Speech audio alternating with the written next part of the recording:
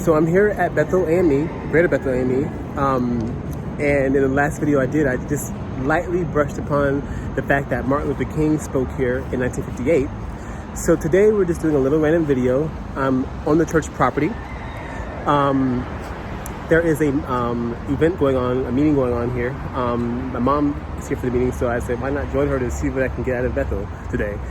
So we're just gonna go around and see what interesting facts we can find. So let's start with this cornerstone. I don't know every name in this cornerstone, but I'll point out who I do know and a little bit of information about them.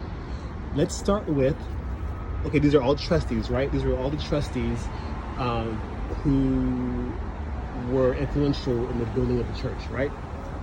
In 1943. So let's start with Dr. Kelsey Farr. Dr. Kelsey Farr was Miami's first Black licensed undertaker. Okay, he opened a graveyard in Brownsville, the Lincoln Memorial Cemetery, and he started an ambulance here. He started the Western Union here. He did so much, okay, and the list goes on and on and on. Legend has it that the reason why he got that graveyard was because it was sold to him by a white man who was so touched by Kelsey Farr giving lynched bodies dignified burials. Right? This white man saw Kelsey Farr giving lynched people dignified burials. So he decided to sell the property to Kelsey Farr so that he could open a graveyard. That's the legend. Not sure if it's true or not. I think it's actually true, but that's what the legend says as far as how Kelsey Farr obtained the graveyard that he has now.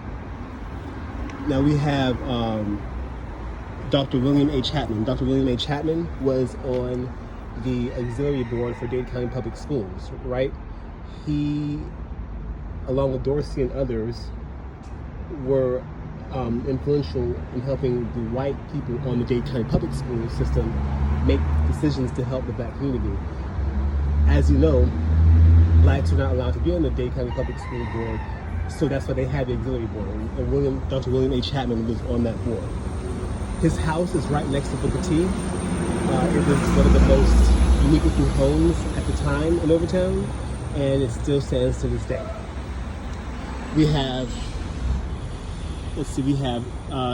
W.B. Sawyer. W.B. Sawyer, again, one of Miami's first Black doctors.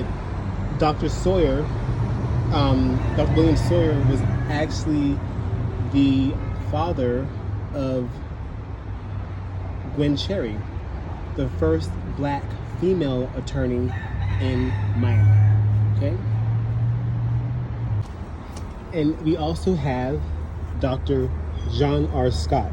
Dr. John R. Scott was one of the first Black dentists here in Miami. He is famous for giving many first-time dentists, beginning dentists, Black dentists, an opportunity to practice in his office before they would venture out on their own. His office, Dr. Scott's office, is actually located along 8th Street, which is this street right here, okay? So there you have it, Dr. John R. Scott. Okay, and over here we have another cornerstone. This says the Greater Bethel AME Church Parsonage, erected in 1956. Building committee, Judge Lawson E. Thomas. That's the only name I know here, and that's the only name I'm going to really talk about. We've talked about him before. He was Miami's first Black judge. He was influential in helping and leading the fight for Blacks to have a beach to enjoy in Miami. So there we have it, Judge Lawson E. Thomas. His office is right down the street, actually, and this is his church. I didn't know that. This is his church. So we learn something new every day. So now I'm inside of Bethel AME, okay? I'm, I believe, in the basement part. My aunt used to always tell me the story, or us the story, of how she was baptized in the basement. So the basement is not as obscure as you would think it would be. The basement is actually this part of the church right here. This part here is the actual basement part, I guess, of it. But this is where my aunt said that she was baptized. So now we're going to visit one of the founders of Bethel AME, Alexander Lightburn. Not only was he a founder of Bethel AME Church here in Miami, but he also was one of the incorporators for Miami. So we're gonna go visit him, and I'll see you in just a second. So now that brings us back to the Miami City Cemetery. So we've covered Bethel, some Bethel, I guess, specific basics. So now we're in the Miami City Cemetery, okay, the historic Miami City Cemetery. Now, why are we here? We are here, as I said earlier, to visit one of the founders at Bethel AME Church, okay? His name is Alexander C. Lightburn. So here we are at, I will call him Honorable Alexander C. Lightburn. Here we are at his gravesite, okay, may he rest in peace. Now, there's a lot of interesting things about him and about his existence and about the time he existed. We talk about the Reconstruction era. Let me go back to my face. So Mr. Lightburn, he, again, is listed among City Incorporators for here in Miami, right? He served on the State Executive Committee. He was Sergeant at Arms for the Florida House of Representatives, a teacher and Justice of the Peace, railroad postal employee, okay? He is one of the founders and trustee of Bethel AME Church, and he held one of the first services at his home. He was the husband of Mary Lightburn and father of 9 children. Now, it's interesting his existence at this time because he got the tail end of the Reconstruction era before we went into Jim Crow and before the separate but equal laws came into existence. And he had the opportunity to be in politics, right? A lot of black people after slavery got into politics due to the Reconstruction era, right? They had the opportunity due to the Reconstruction era. But when Jim Crow came along and all that violence and all the craziness came along to kick black people out and to make things separate but equal, blacks were not in politics or didn't have the opportunity to really be in politics for a very long time, right? So that's one interesting fact about Mr. Lightburn. Okay, so I'm looking at an article from Kaplan News, an article titled Miami's Forgotten Forefather, Alexander C. Lightburn, Part 2. And the article is written by Selena Stanley on March 11th, 2021. Now, it's an excellent article. In the article, she includes a quote from our local historian, Dr. Enid Pinckney.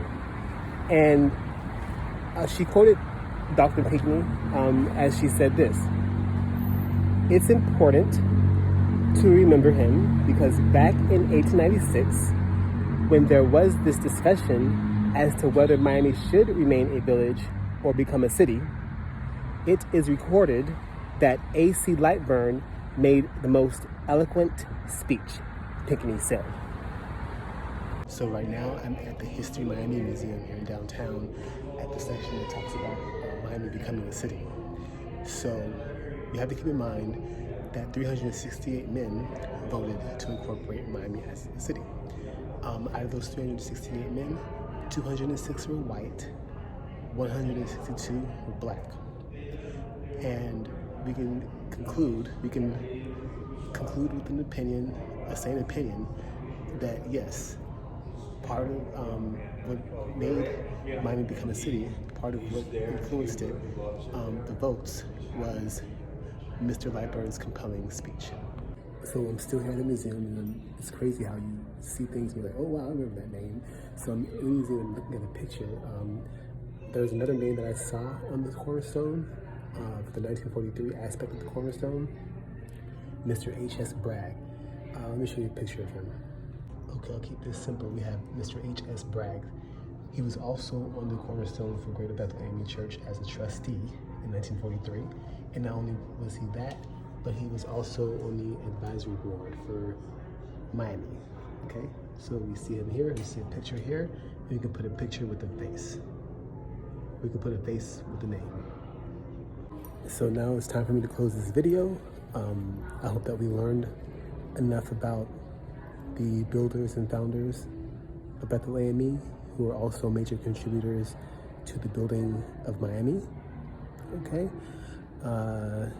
we didn't cover everybody, we didn't cover every aspect of Bethel AME, but we did something. So I hope that you got something out of this video, If you have any suggestions, criticisms, comments, please comment. But at the end of the day, thank you for watching, and thank you for letting me share. Have a good day.